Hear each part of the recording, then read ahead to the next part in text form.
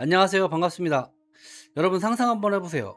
20년 동안 매년 20승을 거둬야만 도달할 수 있는 숫자, 바로 400승입니다. 현대 야구에서는 꿈도 꿀 수 없는 이 경이로운 기록을 세운 한 명의 사나이가 있습니다. 오늘은 일본 야구의 전설, 그리고 우리의 피가 흐르는 영웅의 이야기를 시작하겠습니다. 메이저리그에서도 인정한 이 기록은 단순히 숫자가 아닙니다. 철저한 자기관리와 불꽃 같은 집념이 만들어낸 야구 역사의 성물과도 같죠. 일본에서는 야구 천왕이라 불렸던 하지만 그의 이름 뒤에는 우리가 몰랐던 깊은 사연이 숨겨져 있습니다. 요즘 투수 한 명이 15승만 해도 다승왕 후보에 오릅니다. 투구수 제한과 철저한 분업 시스템 때문이죠. 그래서 전문가들은 단언합니다. 400승은 인류 야구에서 다시는 나오지 않을 기록이라고 말입니다. 그의 일본 이름은 카네다 마사이치. 하지만 그의 본명은 김경홍입니다. 일본 열도를 뒤흔든 왼손 투수가 사실은 한국계 2세였다는 사실 알고 계셨나요? 이제 그가 써내려간 전설의 페이지를 한 장씩 한 장씩 넘겨보겠습니다. 그의 아버지는 경북 상주, 어머니는 대구 출신이었습니다.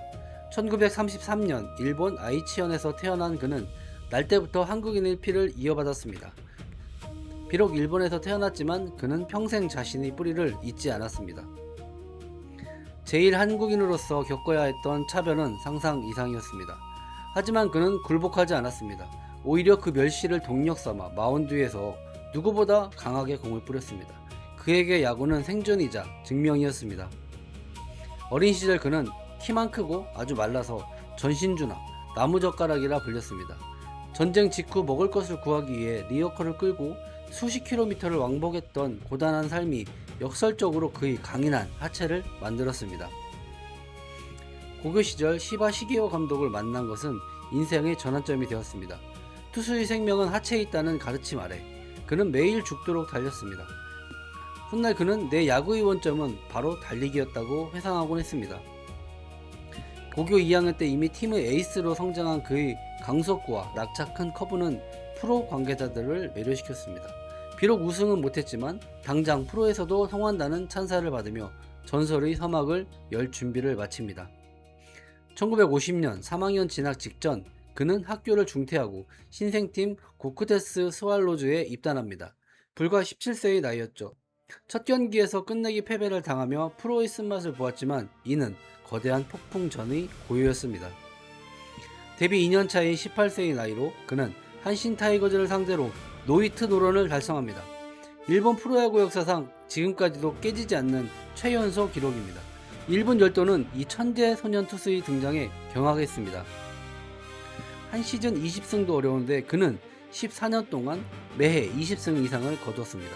매일같이 선발과 구원을 오가며 던진 결과였죠. 혹사라는 말이 무색할 정도로 그의 팔은 강철처럼 단단했습니다. 1957년 그는 주니치전을 상대로 퍼펙트 게임을 완성합니다. 일본 프로야구 역사상 자완투수로서는 지금까지도 그가 유일합니다. 컨디션 난조와 방해작전 속에서도 일궈낸 진정한 완벽함이었습니다. 기록 달성 직전 상대팀은 판정에 항의하며 43분간 경기를 중단시켰습니다. 어깨가 식기를 기다린 계략이었죠. 하지만 그는 공 6개로 끝내겠다고 선언했고 실제로 두 타자를 공 6개로 삼진을 잡으며 돌려세웠습니다. 그는 전설적인 타자들의 데뷔전을 망쳐놓기로 유명했습니다. 미스터 베이스볼 나가시마 시게오를 데뷔전에서 4타석 연속 삼진을 잡았고 세계의 홈런왕 오사다하루 역시 그의 공 앞에 고개를 숙여야 했습니다. 당시 고쿠데스는 최하위를 전전하던 약팀이었습니다. 그런 팀에서 거둔 353승은 팀 전체 승리의 42%를 차지했습니다. 그가 없었다면 존재할 수 없었던 팀, 사람들은 고쿠데스를 카네다의 팀이라 불렀습니다. 그는 타자를 맞춰잡지를 않았습니다. 동료들의 수비를 믿지 못할 정도로 팀이 약했기에 스스로 삼진을 잡기로 결심했죠. 그렇게 쌓인 4,490개의 탈삼진은 당시 메이저리그 기록까지 갈아치운 세계 정상의 기록이었습니다. 그는 철저한 프로였습니다. 20승을 할 테니 이만큼 주시오. 못하면 깎으시오 라고 먼저 제안했습니다. 그리고 단 한 번도 약속을 어기지 않았습니다. 덕분에 그는 당시 대졸사원 월급이 100배가 넘는 연봉을 받았습니다. 1964년 15년간 몸담았던 정등국처를 떠나기로 결심합니다. 구단 경영진과의 갈등도 있었지만 더 높은 곳에서 우승을 맛보고 싶다는 갈망이 그를 일본 최고의 명문팀 요미우리 자이언츠로 이끌었습니다. 국철에서의 15년은 고난과 영광이 교차한 시간이었습니다. 하지만 전설은 여기서 멈추지 않았습니다. 이제 그는 요미우리의 카네다로서 전무후무한 400승이라는 마침표를 찍기 위해 마지막 여정을 시작합니다. 1965년 카네다는 당시 최고의 대우를 받으며 요미우리 자이언츠로 이적합니다. 일본 야구계가 발칵 뒤집혔죠. 최약체 팀의 에이스가 최강팀의 심장부로 들어간 순간이었습니다. 요미우리에 합류한 그는 대스타였지만 누구보다 먼저 훈련장에 나타났습니다. 신인들보다 더 많이 뛰고 더 땀 흘리는 그의 모습에 요미우리 선수들은 큰 충격을 받았고 이는 거인군 9연패 신화의 밑거름이 되었습니다. 카와카미 감독은 카네다의 경험과 정신력을 높이 샀습니다. 결정적인 경기마다 그를 선발로 내세웠죠. 현역 시절 라이벌이었던 두 거장은 이제 스승과 제자로 만나 요미우리의 전성기를 함께 이끌었습니다.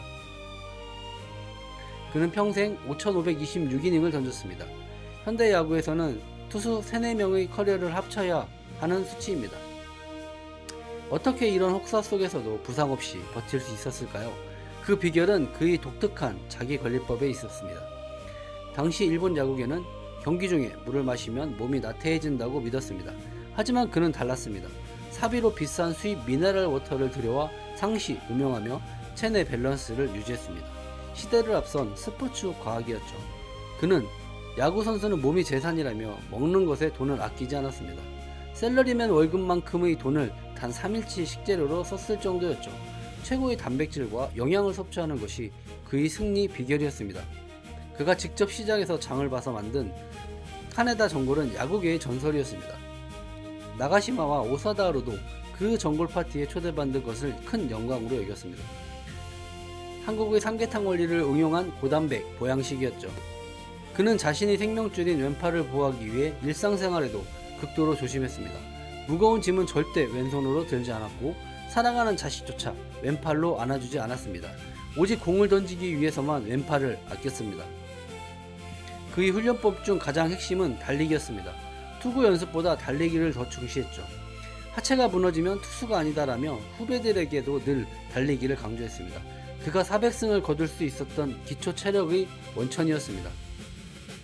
그는 최다승 기록자이기도 하지만 298패라는 최다패 기록도 가지고 있습니다. 이는 그가 얼마나 많은 경기를 책임졌는지를 보여주는 훈장입니다. 1대0 완투패를 21번이나 당할 정도로 그는 고독하게 팀을 지켰습니다. 1969년 10월 10일 주니치전에서 그는 마침내 400승 고지에 오릅니다. 일본 프로야구 사상 누구도 가보지 못한 길이었죠. 400승을 달성하는 순간 경기장은 마치 축제 현장 같았습니다. 사실 그는 100승을 더 할 수 있다고 호언장담했습니다. 하지만 정치인 이시하라 신타로가 위대한 당신이 얻어맞는 모습은 아무도 보고 싶어 하지 않는다고 조언하자 그는 큰 깨달음을 얻고 미련 없이 유니폼을 벗었습니다. 요미우리는 그가 헌신한 5년을 기려 등번호 34번을 영구 결번으로 지정했습니다. 왕정치, 나가시마와 어깨를 나란히 하는 전설이 된 것이죠. 비록 이적생이지만 그의 존재감은 요미우리 역사 그 자체가 되었습니다. 일본 최고의 투수에게 주어지는 사무라이상을 그는 3년 연속 수상했습니다. 이는 야구 역사상 단 2명만이 가진 기록입니다. 1950년대 후반의 카네다는 말 그대로 천하무적이었습니다. 1958년은 그의 커리어 하이였습니다. 다승, 최우수 평균 자책점, 최다 탈삼진을 모두 휩쓸며 투수 3관왕에 올랐습니다. 31승을 거두며 방어율이 1.30에 불과했으니 타자들에게는 공포 그 자체였습니다. 당시는 구속 측정기가 없었지만 그와 상대한 타자들은 증언합니다. 최소 150km 후반, 아마 160km는 나왔을 것이라고. 본인도 후배 괴물 투수들이 나올 때마다 내공이 훨씬 빨랐다며 자부심을 드러내곤 했습니다. 그의 주무기는 강속구만이 아니었습니다. 2층 높이에서 떨어진다는 찬사를 받은 커브는 예술이었죠. 궤적에 따라 5종류로 나누어 던졌던 그의 커브는 타자들의 무릎을 꿇게 하기에 충분했습니다. 그는 타격에도 천재적이었습니다. 통산 38개의 홈런을 쳤고 그중 2개는 대타 홈런이었습니다. 17세 2개월에 기록한 첫 홈런은 지금까지도 프로야구 최연소 기록으로 남아있습니다. 그는 불같은 성격의 소유자였습니다. 판정에 불만이 있으면 거침없이 항의했고 그 결과 통산 8번의 퇴장을 당했습니다. 하지만 이는 승리를 향한 집념이 누구보다 뜨거웠음을 보여주는 반증이기도 했습니다. 요미우리에서 거둔 승수는 47승에 불과했지만 그가 남긴 정신적 유산은 400승 그 이상의 가치가 있었습니다. 이제 그는 마운드를 떠나 지도자로서 새로운 야구 인생의 2막을 준비합니다. 은퇴 후 야구 해설가로 활동하던 그는 1973년 롯데 오리온즈의 감독으로 부임합니다. 당시 인기가 저조했던 파시픽 리그의 선풍을 일으키며 관중들을 다시 경기장으로 불러 모았습니다. 그는 최고의 쇼맨이었습니다. 관중을 위해서라면 경기장에서 역동적인 동작을 취했고 직접 과자를 나눠주기도 했습니다. 그의 노력으로 롯데의 관중 수는 1년 만에 3배 이상 급증하는 기적을 일궈냈습니다. 감독으로서의 능력도 출중했습니다. 부임 2년 만인 1974년 롯데를 일본 시리즈 우승으로 이끌었죠. 선수 시절의 강력한 카리스마와 철저한 훈련 시스템이 팀을 최강으로 만들었습니다. 1978년 그는 일본 프로야구의 전설적인 기록을 가진 선수들의 모임인 명구회를 설립합니다. 200승 투수나 2000안타 타자만 가입할 수 있는 명예로운 단체로 야구계의 권위를 세웠습니다. 그는 후배들에게 늘 발로 공을 던져라고 가르쳤습니다. 무라타 초지 같은 전설적인 투수들이 그의 혹독한 하체 훈련을 견뎌내며 대투수로 성장했습니다. 그의 철학은 일본 야구의 기초가 되었습니다. 비록 일본 국적으로 귀화했지만 그는 한국 야구 발전에 큰 관심을 가졌습니다. 기회가 있을 때마다 한국을 방문해 기술적 조언을 아끼지 않았고 한국 선수들의 잠재력을 높이 평가했습니다.